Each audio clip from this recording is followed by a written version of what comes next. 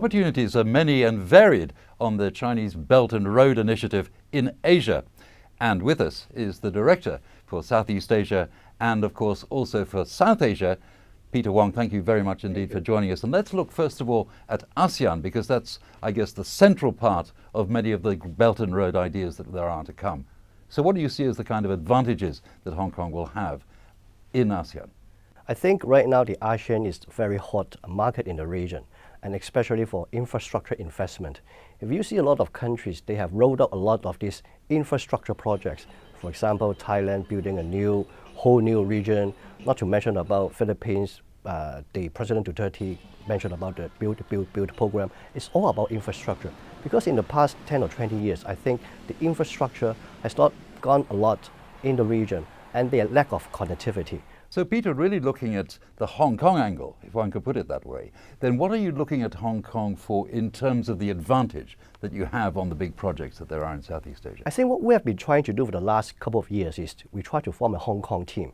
What we try to do is we cooperate, we partner with the Chinese mainland investors together with the Hong Kong professionals. What I meant was Hong Kong professional referring to like architects, project owners, risk assessment, financial, project management, these kind of professionals, and we go out together with the Chinese mainland investors, then we form a team together, and then we can bid the projects in ASEAN. What are the sort of big projects actually that you see arising in Southeast Asia where Hong Kong is involved? Right now, I think most of the projects we are talking about are like building airports, seaports, high-speed rail, smart cities. These are the areas that Hong Kong has great advantages. And I guess another area has got to be in the public-private partnership arrangement sort of area. Where do you see Hong Kong coming to grips with some of those arrangements? That's right. Because a lot of these infrastructure projects, we are talking about billions of dollars. Obviously, the government does not have enough money to fund all the projects. So that's why some of the projects, they will take into a format of public-private partnership to work with.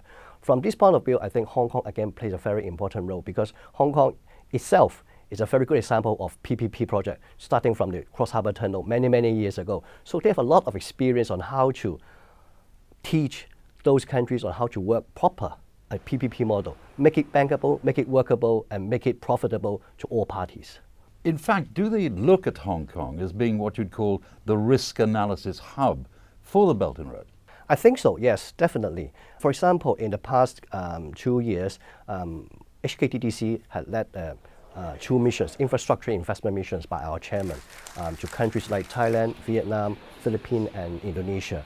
And most of all 4 countries, they all appreciate about the risk factor that you have mentioned about, that the risk management that Hong Kong can provide development of those countries in the region. They're very concerned about this.